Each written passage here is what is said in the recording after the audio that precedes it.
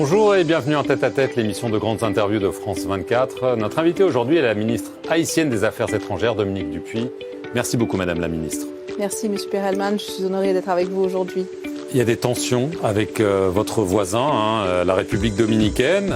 Pourtant, le président dominicain Luis Abinader avait voulu normaliser les relations. Je rappelle que les frontières, il les avait fermées l'an dernier. Et là, le 2 octobre, le gouvernement annonce qu'il va expulser 10 000 Haïtiens par semaine. Il l'a non seulement annoncé, mais il a commencé à le faire. Votre réaction ?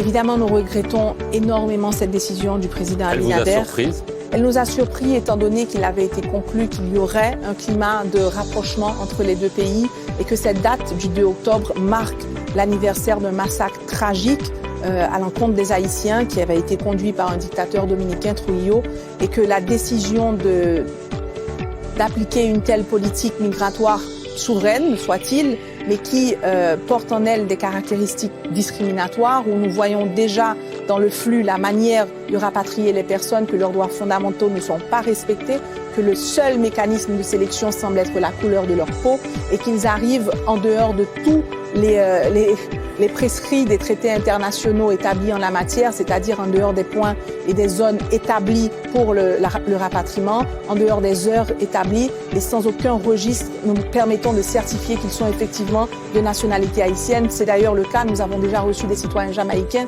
américains, Belize qui ont atterri en Haïti. C'est du racisme d'État. Par le simple fait que leur peau était noire.